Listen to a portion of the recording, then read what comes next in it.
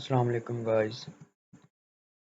Guys आज से हम देखेंगे कि HTML की नई अपडेट के बाद जो उसका न्यू वर्जन चेंज हुआ है ये जो है कि एमिट एब्रीवेशन वो काम नहीं करती।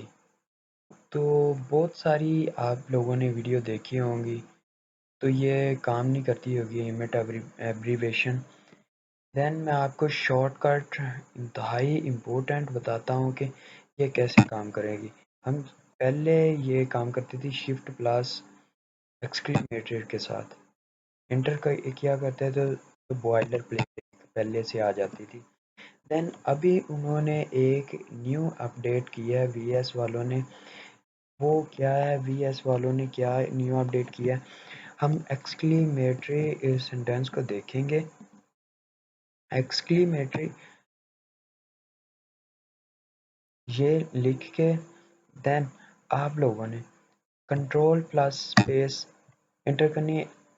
इमेट एब्रीवेशन वो पहले की तरह आपको शो होना शुरू हो जाएगा। ये फिक्स प्रॉब्लम है, ये वीएस वालों ने चेंजिंग की है जून के अंदर।